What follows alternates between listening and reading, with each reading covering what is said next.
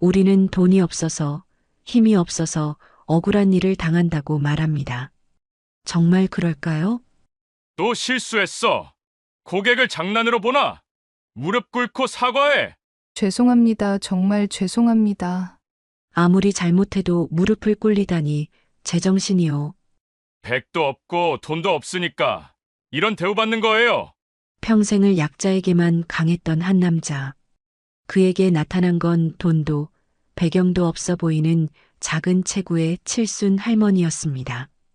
모두가 모욕이라 외면할 때 그녀는 가족을 지키기 위해 기꺼이 홀로 맞섰습니다.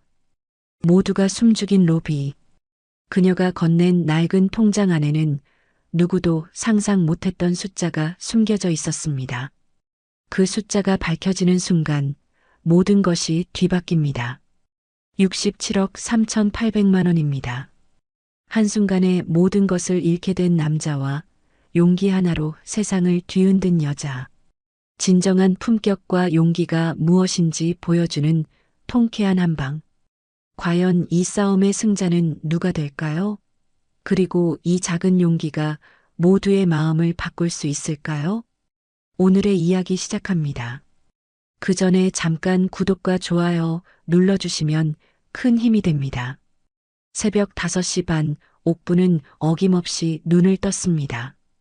칠순이 넘은 나이에도 옥분의 몸은 시계보다 정확했습니다. 남편을 떠나보낸 지 벌써 3년이 흘렀지만 혼자가 된 지금도 규칙적인 생활을 이어가고 있었습니다.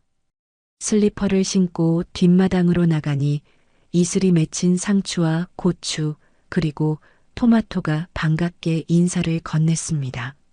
물뿌리개를 들고 하나하나 정성스럽게 물을 주는 옥분의 얼굴에는 깊은 평온함이 가득했습니다. 자, 오늘도 무럭무럭 자라거라. 혼잣말을 중얼거리며 채소들을 어루만지는 옥분의 손길은 여전히 부드러웠습니다. 텃밭 가꾸기는 남편이 살아계실 때부터 함께했던 소중한 일과였거든요.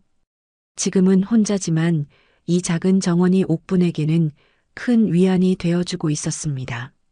아침 7시쯤 현관문이 열리는 소리가 들렸습니다. 어머니, 아침 드세요.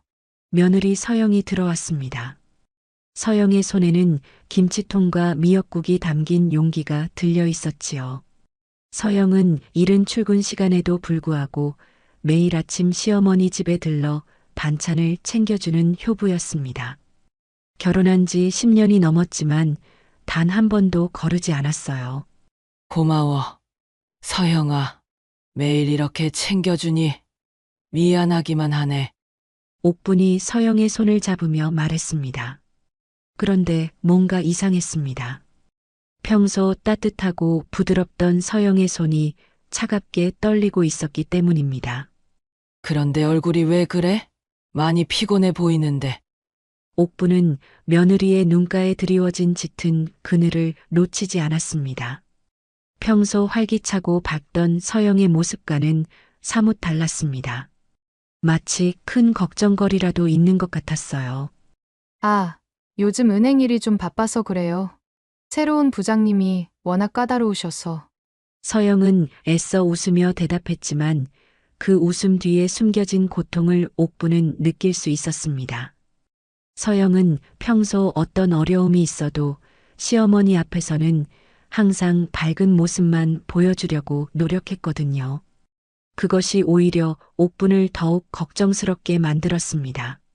그래도 너무 무리하지는 마. 건강이 제일이야. 돈 버는 것도 중요하지만 몸이 상하면 안 되잖아. 네, 알겠어요, 어머니. 그럼 저 출근해야 해서요. 서영이 서둘러 나가는 뒷모습을 바라보던 옥부는 가슴 한편이 묵직해졌습니다. 뭔가 며느리에게 큰 걱정거리가 있다는 것을 직감할 수 있었어요. 점심을 먹고 나서 옥부는 결심했습니다. 오랜만에 은행에 들러 통장 정리도 하고 서영에게 도시락도 전해주자고 말입니다. 아침에 본 며느리의 창백한 얼굴이 계속 마음에 걸렸거든요. 정성스럽게 김밥을 싸고 서영이 좋아하는 사과와 바나나까지 챙긴 옥부는 오후 2시경 집을 나섰습니다. 버스를 타고 시내로 향하는 동안에도 서영의 떨리던 손길이 자꾸만 떠올랐습니다. 시내 은행에 도착한 옥부는 번호표를 뽑고 대기석에 앉았습니다. 창구 너머로 보이는 며느리 서영의 모습이 한눈에 들어왔습니다. 그런데 뭔가 심상치 않았어요. 평소 침착하고 능숙하게 업무를 처리하던 서영의 손이 눈에 띄게 떨리고 있었기 때문입니다. 서류를 넘길 때마다 종이가 바스락거리는 소리가 유독 크게 들렸어요. 서영은 서류를 확인하면서도 계속 주변을 살피며 불안한 기색을 감추지 못하고 있었습니다. 고개를 자꾸 숙이고 고객과 대화할 때도 목소리가 작고 위축되어 있었지요. 평소 자신감 넘치며 밝은 미소로 고객을 맞이하던 며느리의 모습과는 천지 차이였습니다. 지금의 서영은 마치 언제 혼날까봐 전전긍긍하는 어린아이 같았어요. 다른 직원들과의 관계도 예전 같지 않았습니다. 옆자리 동료가 뭔가 물어봐도 서영은 과도하게 조심스러워하며 대답했어요. 예전 같으면 자연스럽게 농담도 주고받고 웃음소리가 끊이지 않던 창구였는데 지금은 긴장감만이 감돌고 있었습니다. 죄송합니다. 다시 한번 확인해 보겠습니다. 서영이 고객에게 사과하는 목소리가 들렸어요. 별것 아닌 일인데도 과도하게 긴장하며 몇 번씩 확인하고 또 확인하는 모습이었죠. 예전 같으면 침착하게 처리했을 간단한 업무인데 지금은 모든 것이 두렵고 어려운 일처럼 보였습니다. 계산기를 두드리는 손가락도 어색하게 움직였어요. 옥부는 며느리의 변화된 모습을 보며 가슴이 답답해졌습니다. 결혼 초기부터 지금까지 항상 씩씩하고 당당했던 서영이었는데 지금은 완전히 다른 사람이 되어버린 것 같았습니다. 아니, 이게 뭐야? 내 돈이 왜 이렇게 됐다는 거야? 갑자기 한 고객이 목소리를 높이며 화를 내기 시작했습니다. 50 중반쯤 되어 보이는 남성이었는데 얼굴이 빨갛게 달아오른 채 서영을 향해 소리를 지르고 있었어요. 주먹을 책상에 내리치며 분노를 표출했습니다. 서영의 얼굴이 순식간에 새하얗게 변했습니다. 손은 더욱 심하게 떨리기 시작했고 입술도 파르르 떨렸어요. 말도 제대로 나오지 않아 더듬거리기만 했습니다. 죄송합니다. 제가 다시 한번 확인해 보겠습니다. 서영의 목소리는 거의 울음이 섞여 있었습니다. 다른 고객들과 직원들의 시선이 모두 그쪽으로 집중되자 서영은 더욱 공황 상태에 빠져들었습니다. 온 은행이 조용해지면서 서영의 작은 흐느낌 소리만이 들렸습니다. 또 실수했어? 저음의 목소리가 은행 로비에 차갑게 울려 퍼졌습니다. 50 중반쯤 되어 보이는 한 남자가 서영의 창구로 성큼성큼 걸어왔어요. 회색 양복을 단정하게 차려입은 그의 이름표에는 부지점장 박상호라고 적혀 있었습니다. 박상호는 걸어오는 것만으로도 주변 직원들이 긴장하게 만들었어요. 그의 얼굴에는 차가운 분노가 어려 있었고 눈매는 날카롭게 찢어져 있었죠. 박상호를 보자마자 서영은 더욱 움츠러들었고 고개를 푹 숙인 채 입술을 꽉 깨물었습니다. 몇 번을 말해야 정신을 차려. 고객을 장난으로 보나? 박상호는 고의로 목소리를 크게 내어 주변 모든 사람이 들을 수 있도록 했습니다. 은행 로비에 있던 다른 고객들과 직원들의 시선이 모두 서영에게 집중됐습니다. 부장님, 제가 다시 확인해 보겠습니다. 서영의 목소리는 떨렸고 눈가에는 벌써 눈물이 맺히기 시작했어요. 하지만 박상호는 전혀 봐주지 않았습니다. 확인은 무슨? 이미 고객에게 피해를 줬잖아. 이게 한두 번이야? 박상호는 서영 앞에 우뚝 서서 내려다보았어요. 그의 눈에는 사람을 짓밟는 잔혹함이 담겨 있었습니다. 마치 개미를 보듯 서영을 바라보는 시선이었어요. 다른 직원들도 이 광경을 지켜보고 있었지만 아무도 나서지 않았습니다. 오히려 자신들에게 불똥이 튈까봐 고개를 돌리거나 업무에만 집중하는 척했어요. 평소 서영과 친하게 지내던 동료조차 모른 척하며 자리를 피했습니다. 당신 때문에 우리 은행 이미지가 얼마나 손상되는지 알아? 매번 실수하고 사고치고 박상호의 목소리는 점점 더 커졌습니다. 은행 로비 전체에 그의 분노가 메아리 쳤어요. 고객들은 불편한 표정으로 상황을 지켜보았고 어린아이들은 무서워하며 엄마 뒤로 숨었습니다. 무릎 꿇고 사과해. 갑작스러운 명령에 은행 로비가 순식간에 정적에 휩싸였습니다. 서영이 믿을 수 없다는 표정으로 박상호를 바라보았어요. 눈이 커지고 입이 살짝 벌어진 채 말문이 막혔습니다. 못 들었나? 고객 앞에서 무릎 꿇고 사과하라고! 박상호는 더욱 큰 소리로 외쳤습니다. 몽둥이로 머리를 얻어맞은 듯한 충격이 서영의 얼굴에 스쳤습니다. 주변 고객들도 이런 상황을 본 적이 없어서 어쩔 줄 몰라 했어요. 서영이 떨리는 목소리로 항의해 보려 했지만 박상호는 단호하게 말을 끊어버렸습니다. 뭐가 너무해. 실수했으면 책임져야지. 빨리 안 해? 결국 서영은 떨리는 다리로 자리에서 일어났습니다.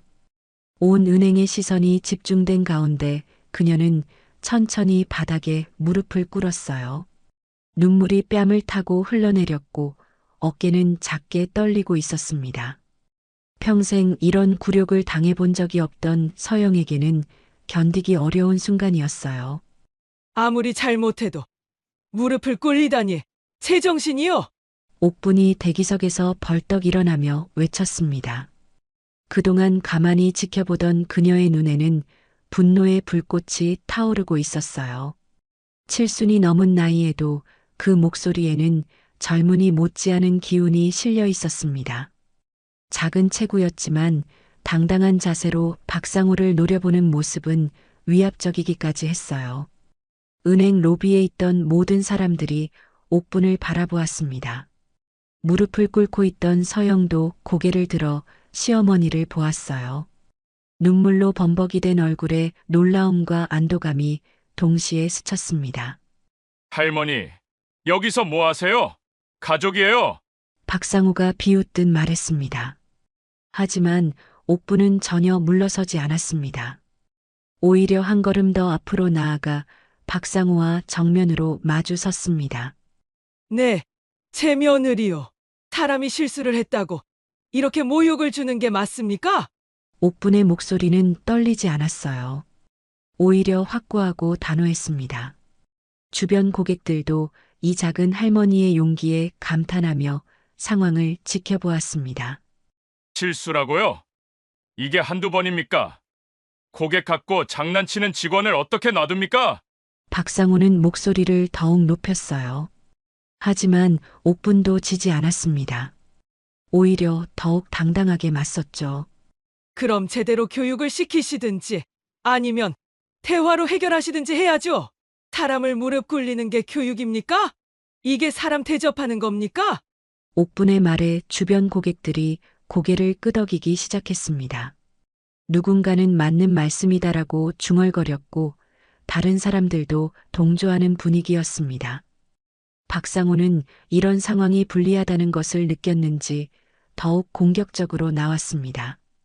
백도 없고 돈도 없으니까 이런 대우받는 거예요. 여기가 어디인 줄 알고 큰 소리 쳐요. 이 말에 옥분의 얼굴이 붉어졌습니다. 가족을 모욕하는 말을 들을 수는 없었거든요. 백도 없고 돈도 없다고요? 그런 식으로 사람을 판단하시는 겁니까? 돈이 있으면 사람을 무릎 꿇려도 되고 없으면 개처럼 굽실거려야 하는 겁니까? 옥분의 목소리에 분노가 섞였습니다. 주변 고객들도 박상호의 말에 눈살을 찌푸렸습니다. 아이를 데리고 온 젊은 엄마는 저런 사람이 은행 부장이라니라며 혀를 차기도 했어요. 보안팀 불러요. 그리고 이 직원 당장 해고 조치하세요. 박상호가 손을 들어보안 요원을 부르자 상황은 걷잡을 수 없이 악화되기 시작했습니다. 서영은 더욱 오열했고 다른 고객들도 웅성거리기 시작했습니다. 몇몇 사람들은 휴대폰을 꺼내 상황을 촬영하기 시작했어요. 해고요? 우리 며느리가 뭘 잘못했다고 해고를 해요? 옥부는 박상호 앞으로 성큼 다가갔습니다. 나이 차이에도 불구하고 전혀 기죽지 않는 모습이었어요. 당신 같은 사람 때문에 얼마나 많은 직장인들이 고통받는지 아세요? 권력으로 사람을 짓밟는 게 그렇게 재미있으세요? 옥분의 말 한마디 한마디가 박상호의 가슴에 비수처럼 박혔습니다. 하지만 그는 더욱 고집을 부렸습니다. 옥분은 잠시 숨을 고르며 박상호를 똑똑히 바라봤습니다. 주변의 시선과 웅성거림에도 불구하고 그녀는 차분함을 유지했어요. 그리고는 천천히 가방을 열기 시작했습니다. 가방 깊숙한 곳에서 낡은 가죽 케이스를 꺼내 들었습니다. 그 케이스 안에는 남편이 생전에 옥분에게만 알려준 비밀 통장이 들어 있었어요. 갈색빛이 바랜 오래된 통장이었지만 그 안에는 남편과 함께 평생에 걸쳐 조금씩 모아온 돈이 고스란히 들어 있었죠. 남편이 젊은 시절 작은 사업으로 벌어놓은 돈과 두 사람이 평생 절약하며 모은 돈이 세월과 함께 불어난 것이었습니다. 어머니, 무슨 일이세요? 서영이 무릎을 꿇은 채로 걱정스럽게 물었습니다. 시어머니가 이런 상황에서 갑자기 가방을 뒤지는 모습이 의외였거든요. 하지만 옥부는 가족들에게도 이 통장의 존재를 숨겨왔었어요. 자식들과 며느리에게 부담을 주고 싶지 않았고 또 너무 많은 돈이 있다는 것을 알면 오히려 가족관계가 복잡해질까봐 우려했던 것입니다. 남편도 생전에 이 돈은 정말 어려울 때만 써야 한다고 당부했었죠. 잔액 좀 확인해 주시오. 옥분이 창구 직원에게 통장을 내밀며 담담히 말했습니다. 직원은 어리둥절한 표정으로 통장을 받아들였어요. 이 긴박한 상황에서 갑자기 나타난 할머니가 통장을 확인해 달라니 상황 파악이 안 되었던 것입니다. 지금 이런 상황에서 뭘 하자는 거예요? 박상우가 짜증스럽게 말했지만 옥부는 전혀 흔들리지 않았습니다. 오히려 더욱 당당한 자세로 서 있었어요. 기계에 통장을 넣자 프린터가 돌아가는 소리가 들렸습니다. 잠시 후 직원의 얼굴이 순식간에 굳어졌어요. 눈을 크게 뜨고 모니터를 다시 한 번, 두 번, 세 번 확인하더니 손이 미세하게 떨리기 시작했습니다. 어머님, 잠깐만요. 직원이 당황하며 상급자를 부르려고 하자 옥분이 차분하게 말했어요. 괜찮으니까 그냥 큰 소리로 읽어주세요. 여기 계신 모든 분들이 들을 수 있게. 은행 로비의 모든 사람들이 숨을 죽이고 지켜봤습니다. 박상호도 뭔가 이상함을 느꼈는지 미간을 찌푸렸어요. 서영은 여전히 무릎을 꿇은 채로 상황을 지켜보고 있었고 다른 고객들도 호기심 어린 눈으로 바라봤습니다. 직원은 떨리는 목소리로 다시 한번 모니터를 확인했어요. 숫자가 너무 많아서 제대로 읽기도 어려웠습니다. 평생 은행에서 일하면서도 이렇게 큰 금액은 처음 봤거든요.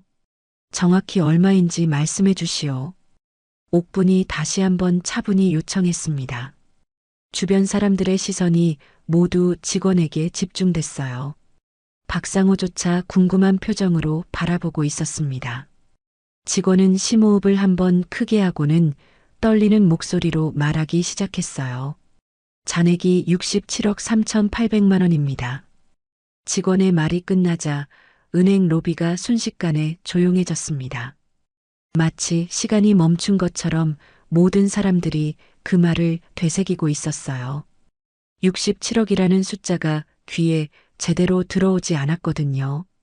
아이를 데리고 온 젊은 엄마는 입을 다물지 못했고 옆에 서 있던 대학생은 휴대폰을 떨어뜨릴 뻔했어요. 박상호의 얼굴이 하얗게 질렸습니다. 방금 전까지 거드름을 피우며 백도 없고 돈도 없다고 모욕했던 그의 표정에서 오만함이 순식간에 사라져버렸습니다. 대신 당황스러움과 공포가 가득 찼어요. 입을 벌린 채로 옥분을 바라보는 모습이 우스꽝스럽기까지 했죠. 뭐라고요? 67억? 박상우가 떨리는 목소리로 다시 물었지만 직원은 더욱 확실하게 말했습니다. 네. 67억 3,800만 원이 정확합니다. 부지점장님, 다른 창구 직원들도 하나둘씩 상황을 파악하고는 놀란 표정을 지었어요. 평생 은행에서 일하며 이런 거액을 본 적이 없었거든요. 고객들 사이에서도 웅성거림이 시작됐습니다. 어머, 진짜 67억이래요. 세상에, 저 남자가 아까 뭐라고 했더라? 백도 없고 돈도 없다고? 사람들의 수군거림이 점점 커졌어요. 누군가는 휴대폰을 꺼내 녹화를 시작했고 다른 사람들은 서로 놀란 표정으로 이야기를 나누기 시작했습니다. 옥부는 여전히 차분한 표정으로 말했어요. 전액 해제하겠습니다. 어머님, 잠깐만요. 직원이 급하게 말을 막으려 했지만 옥부는 단호했습니다. 사람을 무릎 꿇리는 은행은 더 이상 믿을 수 없거든요. 다른 은행으로 옮기겠습니다. 이 말에 박상호의 얼굴이 더욱 창백해졌습니다. 67억이라는 거액이 빠져나간다는 것은 은행으로서는 엄청난 손실이었어요. 더군다나 이런 상황에서 고객이 떠난다면 은행의 이미지에도 치명적인 타격이 될 것이 분명했습니다. 어머님, 오해가 있었던 것 같은데. 박상우가 급하게 옥분에게 다가서려 했지만 옥분은 손을 들어 제지했습니다. 오해라고요? 방금까지 제 며느리를 무릎 꿇려 놓고 오해라고 하세요? 백도 없고 돈도 없다고 모욕하더니 이제 와서 오해라고요? 옥분의 목소리에는 분노가 가득했습니다. 그동안 참고 있던 감정이 터져 나오는 것 같았어요. 다른 고객들이 하나둘씩 박수를 치기 시작했습니다.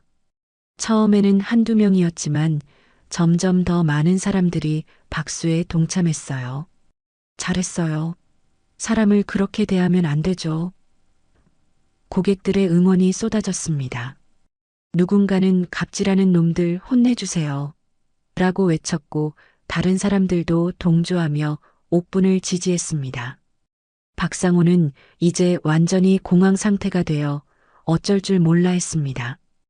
은행의 최고 VIP 고객 중 한 명이었던 옥분을 모르고 모욕한 것입니다. 이 상황이 외부로 알려진다면 그의 직장 생활은 끝장날 것이 분명했어요. 부장, 무릎 꿇어라. 은행 로비 뒤편에서 한 고객이 큰 소리로 외치자 마치 도미노처럼 다른 사람들도 일제히 동조했습니다. 맞아. 사과해. 당신이 시킨 대로 해봐. 사람 대접은 받고 살아야지. 은행 로비 전체가 옥분과 서영을 지지하는 분위기로 완전히 바뀌었습니다. 스마트폰으로 상황을 녹화하던 사람들은 라이브 방송까지 시작했고 댓글들이 실시간으로 올라오기 시작했어요. 갑질 부장, 할머니 짱, 통쾌하다 같은 댓글들이 화면을 가득 채웠습니다. 박상호는 사방에서 쏟아지는 시선과 야유에 완전히 움츠러들었습니다. 평소 직원들을 억압하며 보여주던 그 위풍당당함은 온데간데 없이 사라져버렸어요. 이마에는 식은땀이 흐르기 시작했고 손도 떨리기 시작했습니다. 어머님, 정말 죄송합니다. 제가 완전히 잘못했습니다. 박상우가 떨리는 목소리로 사과했지만 고객들은 전혀 만족하지 않았습니다. 말로만 사과하지 말고 무릎 꿇고 해. 그 직원한테 시킨 대로 하라고. 똑같이 당해봐야 정신 차리지. 고객들의 목소리가 점점 커졌습니다. 심지어 평소 조용했던 노인분들까지 맞는 소리다라며 고개를 끄덕였습니다. 이런 갑질을 당해본 경험이 있는 사람들이 대부분이었거든요. 박상호는 주변을 둘러보며 도움을 요청하는 눈빛을 보냈지만 다른 직원들조차 그를 외면했습니다. 평소 박상호의 횡포에 시달렸던 직원들은 오히려 이 상황을 즐기는 것 같았어요. 빨리 무릎 꿇어. 67억 고객한테 사과해. 결국 박상호는 더 이상 버틸 수 없었습니다. 온 은행의 시선이 집중된 가운데 그는 천천히 바닥에 무릎을 꿇었어요. 평생 다른 사람들 위해 군림하며 살아온 그에게는 견디기 어려운 굴욕이었습니다. 정말 죄송합니다. 박상호의 목소리는 거의 들리지 않을 정도로 작았어요. 고개를 푹 숙인 채 떨리는 손으로 바닥을 짚고 있었습니다. 더 크게 제대로 사과해. 아까 그 며느리한테 한 것처럼 똑똑히 해. 고객들은 여전히 만족하지 않았습니다. 박상호는 할 수 없이 고개를 들어 서영을 바라보며 눈물을 흘리면서 사과했습니다. 서영 대리님, 정말 죄송합니다.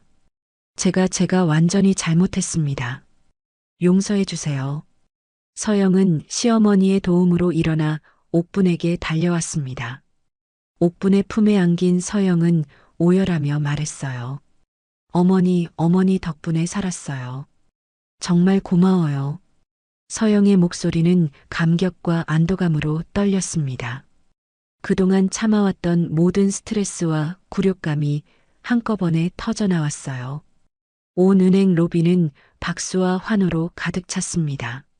사람들은 옥분의 용기에 감동했고 갑질하는 상사에게 통쾌한 한 방을 날린 것에 대해 열렬한 박수갈채를 보냈습니다. 할머니 최고. 이런 게 진짜 어른이지. 권력으로 사람 괴롭히는 놈들 다 이렇게 되어야 해. 박상호는 여전히 무릎을 꿇은 채로 고개를 들지 못하고 있었어요. 이 순간이 평생 잊을 수 없는 치욕의 기억으로 남을 것이 분명했습니다. 며칠 후 새로 부임한 지점장이 직접 옥분의 집을 찾아왔습니다. 정중한 자세로 현관문 앞에서 깊숙이 고개를 숙이며 진심 어린 사과를 드렸어요. 그의 이름은 김지훈 지점장이었는데 본점에서 이 사태를 수습하기 위해 급파된 인물이었습니다. 이번 일로 정말 많은 상처를 드렸을 텐데 진심으로 사과드립니다. 저희 은행이 고객님께 이런 무례를 범한 것에 대해 변명의 여지가 없습니다. 김지훈 지점장은 옥분 앞에서 허리를 구부린 채로 오랫동안 고개를 숙였어요. 그의 진실한 모습에 옥분도 마음이 누그러졌습니다. 일어나세요. 당신 잘못은 아니잖아요. 아닙니다. 저희 은행에서 일어난 일이니 제가 책임져야 합니다. 앞으로는 절대 이런 일이 일어나지 않도록 직원 교육과 시스템을 완전히 개편하겠습니다. 김지훈 지점장의 말에는 진정성이 담겨 있었습니다. 그는 단순히 형식적인 사과가 아니라 진심으로 반성하고 있었어요. 한편 박상호는 그 다음날 즉시 해고 조치됐습니다. 온라인에 퍼진 영상과 여론의 압박, 그리고 은행 본점의 결정이었어요. 수십 년간 쌓아온 경력이 하루아침에 무너져버린 것입니다. 그동안 그가 괴롭혔던 많은 직원들이 제보한 갑질 사례들도 줄줄이 드러났고 복직은 영원히 불가능해졌습니다. 서영은 본점 감사팀으로 특별 발령을 받았습니다. 그동안 억눌려 있던 서영의 실력과 성실함이 제대로 평가받을 기회를 얻게 된 것이죠. 새로운 부서에서 서영은 다시 예전의 밝고 자신감 넘치는 모습을 되찾았어요. 어머니, 정말 감사해요. 어머니가 아니었다면 저는 계속 그런 굴욕 속에서 살았을 거예요. 서영이 옥분의 손을 잡고 눈물을 흘렸습니다. 새 직장에서의 첫 월급을 받은 날이었어요. 고마워할 것 없어. 당연한 일을 한 것뿐이야. 옥분은 평소처럼 뒷마당에서 손자 민준이와 함께 텃밭을 가꾸고 있었습니다. 올해 12살이 된 민준이는 할머니 옆에서 호미질을 도우며 물었어요. 할머니, 그때 정말 무섭지 않았어요? 저라면 떨려서 아무 말도 못했을 것 같은데. 옥부는 손자의 머리를 쓰다듬으며 따뜻하게 웃었습니다. 주름진 얼굴에 온화한 미소가 번졌어요. 무서웠지, 민준아. 할머니도 사람인데 어떻게 안 무서웠겠니? 근데 왜 용기를 냈어요? 민준이의 순수한 질문에 옥부는 잠시 생각에 잠겼습니다. 그녀의 눈에 남편과 함께 심었던 작은 모종들이 무럭무럭 자라는 모습이 들어왔습니다. 작은 씨앗 하나가 가진 잠재력을 믿고 정성껏 물을 주었던 것처럼 서영의 내면에 숨겨진 단단한 용기를 믿어주었기에 가능했던 일이었어요. 돈이 우리를 지켜준 게 아니야. 용기가 우리를 지킨 거란다. 옥분의 목소리는 조용했지만 단단한 확신이 담겨 있었습니다. 용기요? 어떤 용기요? 민준이가 다시 물었어요. 그래. 잘못된 것을 잘못됐다고 말할 수 있는 용기. 약한 사람을 보호할 수 있는 용기 말이야. 민준이는 할머니의 말을 곱씹으며 고개를 끄덕였습니다. 저녁 식사 시간, 온 가족이 함께 모여 앉았습니다. 서영은 예전의 밝은 모습을 완전히 되찾았고 아들 민준이도 엄마의 환한 웃음을 보며 행복해했어요. 서영의 남편 재호도 아내가 다시 생기를 찾은 모습에 안도의 한숨을 쉬었습니다. 어머니 정말 대단하세요. 저도 어머니처럼 용기 있는 사람이 되고 싶어요. 재호가 어머니를 바라보며 진심으로 말했습니다. 창밖으로는 따뜻한 석양이 지고 있었고 식탁에는 가족들의 웃음소리가 끊이지 않았습니다. 평범했지만 소중한 일상이 다시 시작된 것입니다. 옥부는 가족들의 행복한 모습을 바라보며 마음 깊이 만족스러워했어요. 때로는 용기 하나만 있어도 세상을 바꿀 수 있다는 것을 온 가족이 함께 깨달은 소중한 시간이었습니다. 누군가의 자존심을 짓밟는 것이 아닌 한 사람을 존중하고 지켜주는 것. 그것이야말로 진정한 품격이었습니다. 그리고 그 품격은 옥분의 손에 든 통장 잔액이 아닌 그녀의 마음속에 담긴 따뜻한 사랑과 용기에서 나온 것이었죠. 옥분은 조용히 미소 지었습니다. 모든 것이 제자리를 찾았습니다. 오늘도 귀한 시간 내어 끝까지 시청해주신 구독자 여러분 진심으로 감사드립니다. 오늘의 이야기가 마음을 울렸다면 구독과 좋아요, 댓글 부탁드립니다. 당장 나가. 여기가 동네 다방인 줄 알아? 이런 차림으로 와서 15,000원짜리 커피 마실 사람 같아 보여? 무료급식소나 경로당 찾으시는 거면 시청에 물어보세요. 당신 같은 늙은이가 오는 곳이 아니야. 서울 최고급 호텔에서 벌어진 믿기 힘든 모욕. 남루한 옷차림의 할머니에게 쏟아진 비난은 차가운 호텔 로비를 더욱 얼어붙게 만듭니다. 하지만 그들이 조롱했던 낡은 옷 속에는 호텔의 30년 역사가 담겨 있었습니다. 평생을 사람을 향한 존중이라는 가치를 위해 살아온 이 호텔의 창업주, 그녀가 돌아왔습니다. 겉모습만으로 손님을 차별하는 호텔. 그곳에서 진정한 서비스의 의미를 잃지 않은 유일한 직원, 한유나. 그녀의 용기는 과연 이 거대한 호텔의 오만함을 무너뜨릴 수 있을까요? 그리고 자신을 쫓아내려 했던 매니저 앞에서 할머니는 과연 어떤 반전을 선사할까요? 최고급 호텔에 감춰진 민낯이 드러나는 순간 우리는 묻게 됩니다. 진정한 품격은 과연 어디에서 오는가? 그 파격적인 진실이 곧 공개됩니다. 이야기 시작 전에 잠깐 구독과 좋아요 눌러주시면 큰 힘이 됩니다. 김정숙은 아들 최민수로부터 걸려온 전화를 받은 뒤로 내내 마음이 무거웠습니다. 그녀가 맨손으로 읽고 지금의 그랜드 호텔로 성장시킨 이곳에서 이상한 소문이 들려왔기 때문이었죠. 돈 없어 보이는 손님은 아예 문전 박대한다는 소문은 단순한 뜬 소문으로 치부하기에는 너무나도 마음에 걸리는 이야기였습니다. 그녀의 오랜 동료이자 호텔 이사회 멤버인 이민준 이사도 같은 걱정을 나누었으니 말입니다. 어머니, 요즘 호텔 분위기가 예전 같지 않아요. 손님들이 불친절하다는 소리가 끊이지 않습니다. 하는 아들의 목소리는 밤새도록 김정숙의 귓가에 맴돌았어요.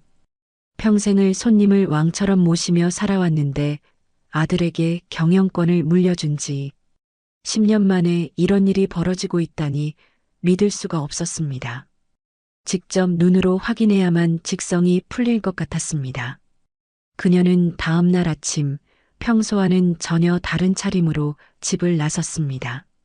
거울에 비친 자신의 모습은 한껏 초라했습니다. 낡고 빛바랜 카디건을 걸치고 발등이 해진 헌 운동화를 신었습니다. 손에는 시장에서 장볼 때나 들고 다니던 낡은 청가방을 들었습니다. 누가 보아도 최고급 호텔에 어울리지 않는 차림새였습니다. 자신의 모습을 본 김정숙은 피식 웃음이 나왔지만 이내 눈빛이 단호해졌습니다. 택시를 타고 호텔 정문에 도착했을 때 그녀의 가슴은 벅찬 감동과 함께 씁쓸한 불안으로 가득 찼습니다. 30년의 세월이 담긴 이곳은 그녀가 기억하는 작은 여관의 모습은 온데간데 없었고 웅장하고 거대한 건물만이 위용을 뽐내고 있었습니다. 그러나 그 웅장함 속에서 냉기가 느껴졌습니다. 정문을 지나 로비에 발을 들이자마자 차가운 시선들이 그녀에게 꽂혔습니다. 깔끔한 정장 차림의 손님들은 그녀를 위아래로 훑어보며 수군거렸습니다. 저런 사람이 어떻게 여기 왔대? 보아는 뭐 하는 거야? 그들의 낮은 목소리가 그녀의 귀를 파고들었습니다. 마치 불청객을 보는 듯한 경멸 어린 눈빛에 김정숙의 마음은 쿵 하고 내려앉았습니다. 그녀는 애써 태어난 척 마치 처음 온 사람처럼 주변을 둘러보며 로비 안쪽으로 걸어갔습니다. 하지만 그녀의 심장은 긴장감으로 빠르게 뛰고 있었습니다. 소문이 사실이라는 것을 직감했기 때문입니다. 김정숙은 로비 한가운데 있는 소파로 발걸음을 옮겼습니다. 발을 내딛는 순간마다 바닥에 깔린 값비싼 대리석과 자신의 낡은 운동화가 묘한 불협화음을 내는 것 같았습니다. 마치 자신이 이 공간에 어울리지 않는다는 것을 온몸으로 증명하는 듯한 느낌이었죠. 그때 프론트 데스크에서 일하는 젊은 여직원 하나가 그녀의 뒤를 조용히 따라왔습니다. 20살 후반쯤 되어 보이는 단정한 인상의 여직원이었습니다. 이름표에는 한유나라고 쓰여 있었습니다. 한유나는 여느 직원들과 달리 차갑게 그녀를 재단하는 시선이 아니라 걱정스러운 눈빛으로 김정숙을 바라보았습니다. 할머님, 혹시 길을 잃으셨나요? 한유나는 조심스럽게 그러나 따뜻한 목소리로 물었습니다. 그녀의 얼굴에는 진심이 담겨 있었습니다. 김정숙은 한유나의 태도에 약간 놀라면서도 이 상황을 계속 이어나가기로 했습니다. 아니요. 그냥 커피 한 잔 마시려고 왔어요. 한유나의 얼굴에는 난처함이 스쳤습니다. 그녀는 주변을 한번 힐끗 보더니 몸을 조금 숙여 작은 목소리로 말했습니다. 할머님, 죄송하지만 여기 커피 값이 좀 비싸요. 한 잔에 무려만 5,000원이거든요. 그 말에는 그녀의 초라한 행색이 혹시라도 경제적인 부담으로 이어질까 염려하는 마음이 담겨 있었습니다. 김정숙은 속으로 씁쓸한 웃음을 지었습니다. 자신의 옷차림이 그렇게나 없어 보였는지 한유나의 진심 어린 걱정이 더욱 마음을 아프게 했습니다. 거울에 비친 자신의 모습을 보니 과연 그럴 만하다는 것을 인정할 수밖에 없었습니다. 그럼에도 김정숙은 흔들리지 않고 대답했습니다. 괜찮아요. 오늘은 특별한 날이라서요. 제가 꼭 마시고 싶은 커피가 있거든요. 한유나는 여전히 걱정스러운 눈으로 김정숙을 바라보았습니다. 하지만 더 이상 그녀를 막아서지는 않았습니다. 작은 목소리로 속삭이듯 말했습니다. 그럼 제가 안내해 드릴게요. 하지만 혹시 매니저님이 보시면 좀 그럴 수도 있으니까 조심하세요. 그 말을 듣는 순간 김정숙은 심장이 철렁 내려앉았습니다. 매니저가 손님을 가려받는다는 소문이 정말 사실인 모양이었습니다. 한윤아를 따라 커피숍으로 걸어가면서 김정숙은 자신의 호텔이 얼마나 많이 변해버렸는지 마음속으로 되뇌고 또 되뇌었습니다. 이토록 훌륭한 호텔이 겉모습에만 치중해 진정한 품격을 잃었다는 사실에 그녀의 가슴은 답답해졌습니다. 한윤아의 안내를 받아 커피숍 입구에 거의 다다랐을 때였습니다. 마치 경고처럼 뒤에서 날카로운 목소리가 들려왔습니다. 한윤아 씨, 지금 뭐 하는 거야? 당장 그만두지 못해? 김정숙은 돌아보지 않아도 그 목소리의 주인이 누구인지 짐작할 수 있었습니다. 이름표에는 최현우 총괄 매니저라고 적혀 있었습니다. 그는 한윤아에게 성큼성큼 다가오더니 김정숙을 힐끗 보며 불쾌한 듯 짜증을 냈습니다. 이런 늙은이를 왜 커피숍까지 안내? 당장 나가라고 해! 그의 목소리는 명령조였고 김정숙을 마치 투명 인간처럼 취급했습니다. 한윤아는 작은 목소리로 조심스럽게 반박했습니다. 매니저님 손님이시잖아요. 커피 드시겠다고. 최현우는 한윤아의 말이 우습다는 듯 코웃음을 쳤습니다. 커피, 여기가 무슨 동네 다방인 줄 아나? 이런 차림으로 와서 15,000원짜리 커피 마실 사람 같아 보여? 그 한마디가 김정숙의 심장을 꿰뚫는 듯 했습니다. 그녀의 얼굴은 순식간에 화끈거렸습니다. 하지만 그녀는 이 모든 모욕을 묵묵히 견뎌냈습니다. 자신이 직접 확인해야 할 진실이 눈앞에 있었기 때문이었죠.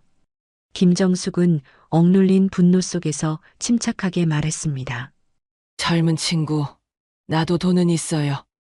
그냥 커피 한 잔 하고 가려는데 왜 이러시는 거예요? 최현우는 김정숙의 말을 비웃기라도 하듯 고개를 저으며 손사래를 쳤습니다. 아니요. 여기는 당신 같은 늙은이가 오는 곳이 아닙니다. 혹시 무료급식소나 경로당을 찾으시는 거면 시청에 물어보세요.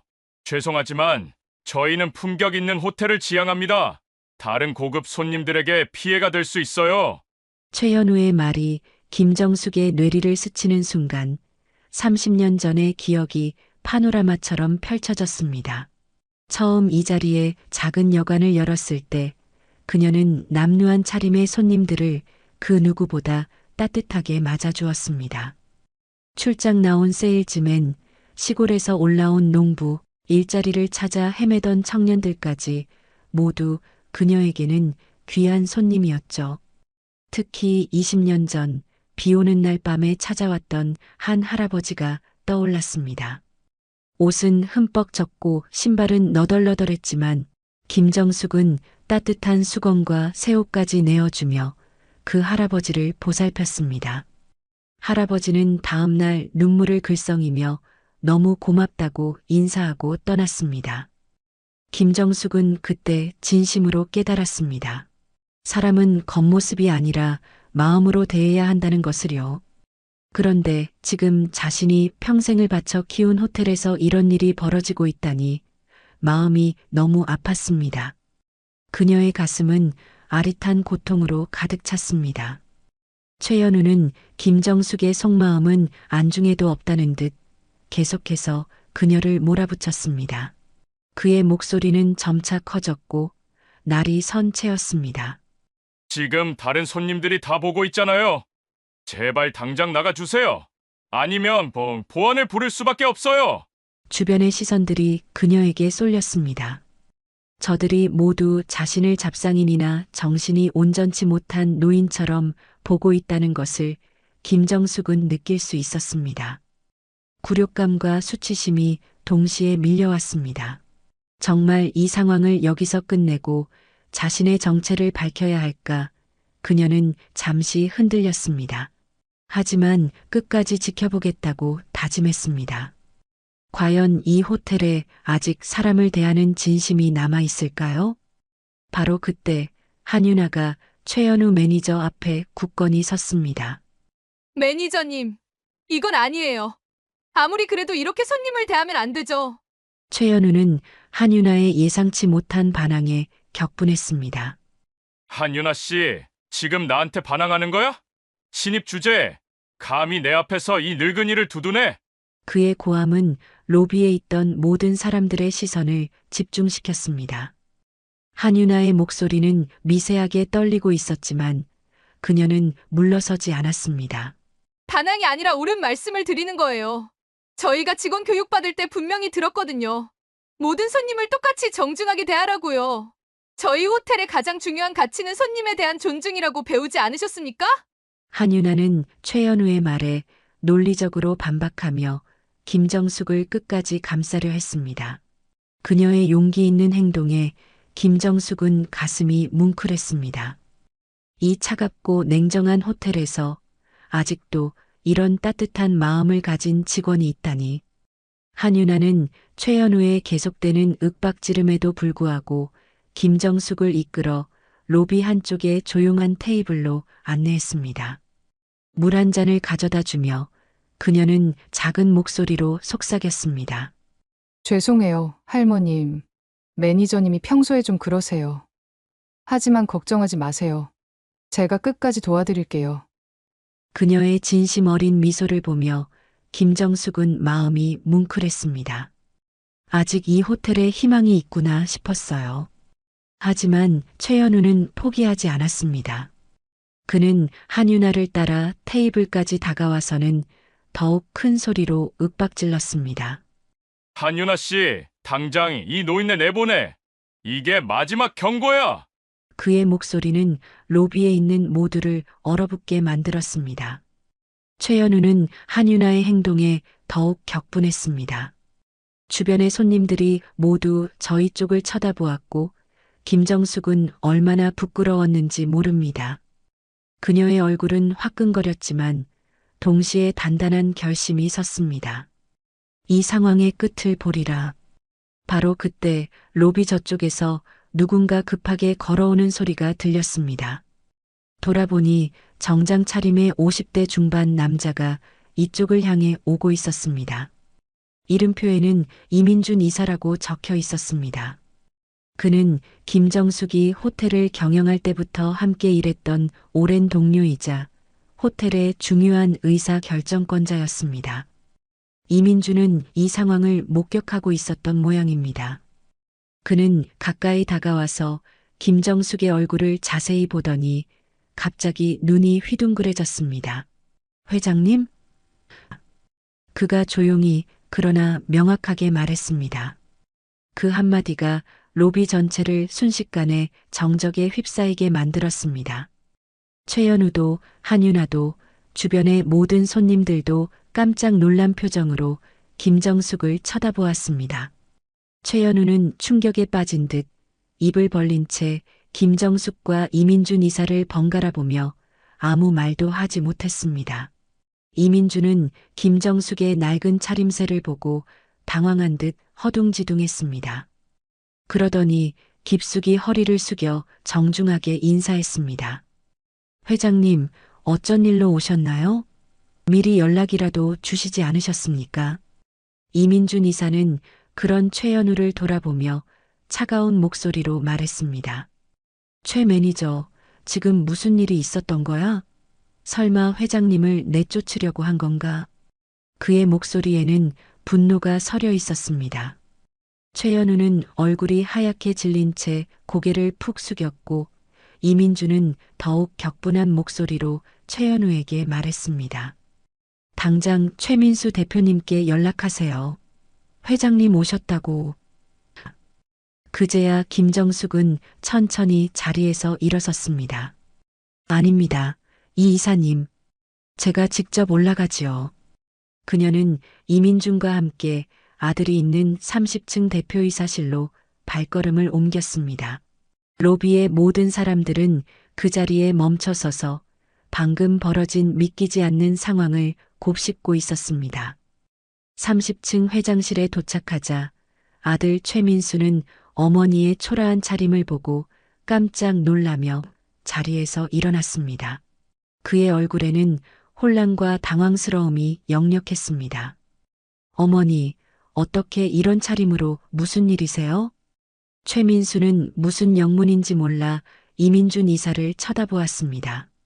이민준은 조용히 고개를 끄덕이며 로비에서 벌어진 모든 일을 간략하게 설명했습니다. 최민수의 얼굴이 순식간에 붉게 달아올랐습니다. 그는 분노를 억누르며 소리쳤습니다. 정말 그런 일이 있었단 말입니까? 손님을 겉모습으로 판단해서 내쫓으려 하다니. 김정숙은 아들의 흥분을 가라앉히며 단호하게 말했습니다. 민수야, 도대체 직원 교육을 어떻게 시키고 있는 거냐? 손님을 겉모습으로 판단해서 내쫓으라고 내가 가르쳤느냐? 그녀의 목소리는 차분했지만 그 속에는 오랜 세월 쌓아온 실망과 분노가 담겨 있었습니다. 최민수는 어머니의 꾸짖음에 아무 말도 하지 못하고 고개를 숙였습니다.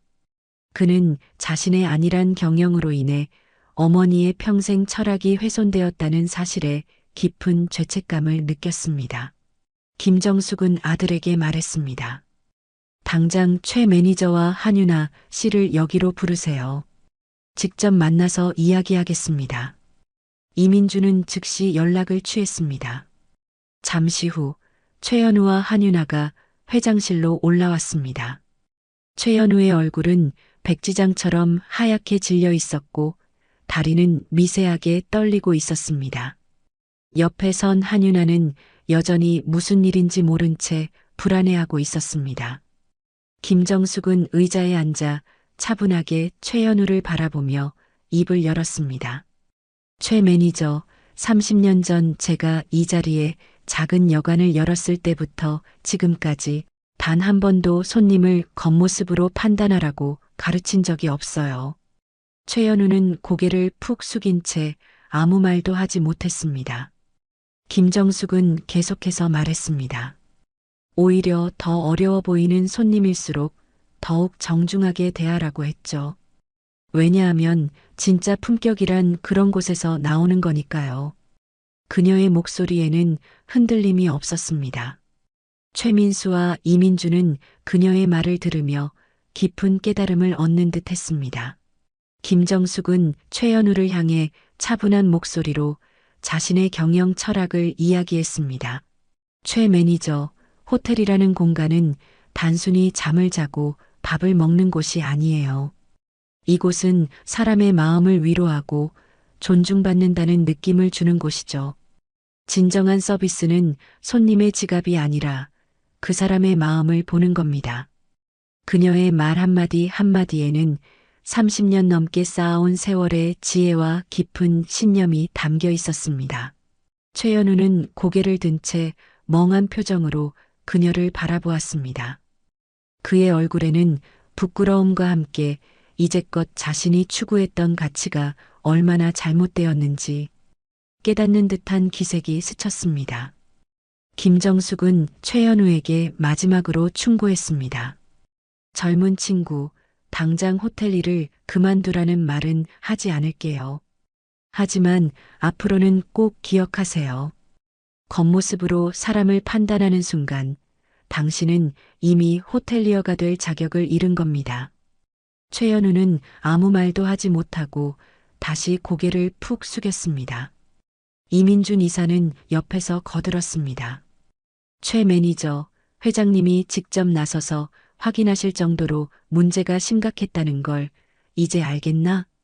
최민수도 뒤늦게 사태의 심각성을 깨닫고 얼굴이 붉어졌습니다. 최 매니저, 도대체 어떻게 된 거야?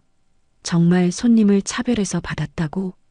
하지만 김정숙은 아들을 제지하고 한유나를 향해 따뜻한 미소를 지으며 말했습니다. 한유나 씨, 정말 고마워요. 당신 같은 직원이 있어서 이 호텔이 아직 살아있구나 싶어요. 한유나는 눈물을 글썽이며 깊이 고개를 숙였습니다. 그녀의 얼굴에는 안도와 감동이 교차했습니다. 회장님, 앞으로 절대 손님을 겉모습으로 판단하지 않겠습니다. 회장님의 가르침을 늘 기억하겠습니다. 그날의 이야기는 호텔 내부에 빠르게 퍼져나갔습니다. 최연우는 결국 사직서를 내고 떠났고 한윤아는 그 자리를 물려받게 되었습니다. 그녀는 진정한 서비스의 의미를 몸소 실천하며 새로운 매니저의 역할을 해나가기 시작했습니다. 김정숙은 한윤아의 진심과 용기가 호텔의 미래를 다시 밝혀주리라 믿어 의심치 않았습니다. 일주일 후 김정숙은 다시 그랜드 호텔을 찾았습니다. 이번에는 평상복이 아닌 단정하고 기품 있는 차림이었습니다. 로비에 들어서자 한윤아가 그녀를 발견하고 환한 미소와 함께 달려왔습니다. 안녕하세요, 회장님. 다시 와주셔서 정말 감사합니다. 진심으로 반기는 한윤아를 보니 김정숙의 마음은 뭉클했습니다. 그녀는 한윤아에게 물었습니다. 어떠세요? 매니저 일은? 한윤아는 눈을 반짝이며 대답했습니다. 처음엔 좀 어려웠는데 회장님 말씀을 기억하면서 하루하루 배워가고 있어요. 모든 손님을 마음으로 대하려고 노력하고 있습니다.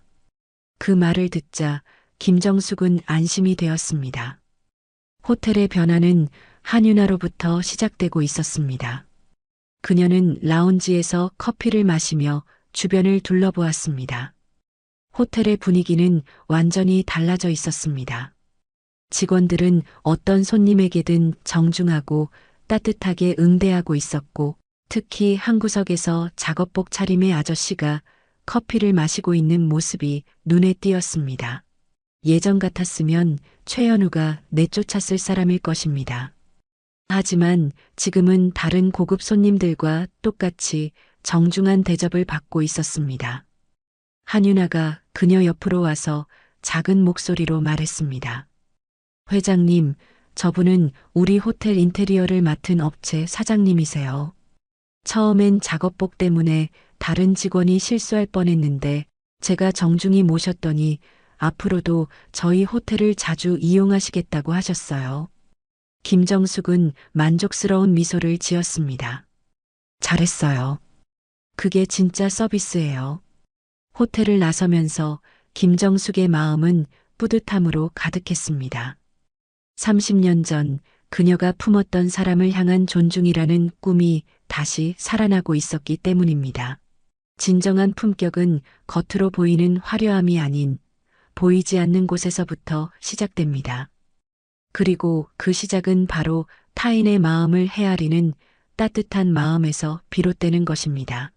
겉모습에 갇히지 않고 마음을 여는 순간 우리는 비로소 진정한 가치를 발견할 수 있다는 것을 그녀는 다시 한번 확인했습니다. 이 호텔은 이제 외형적인 아름다움뿐만 아니라 진정한 품격을 갖춘 공간으로 다시 태어났습니다. 김정숙은 이 모든 변화가 한윤아의 용기 있는 행동으로부터 시작되었음을 알기에 더욱 깊은 감동을 느꼈습니다. 그녀는 이 호텔의 미래가 이제야말로 올바른 방향으로 나아가고 있음을 확신했습니다. 오늘도 귀한 시간 내어 끝까지 시청해주신 구독자 여러분 진심으로 감사드립니다. 오늘의 이야기가 마음을 울렸다면 구독과 좋아요, 댓글 부탁드립니다.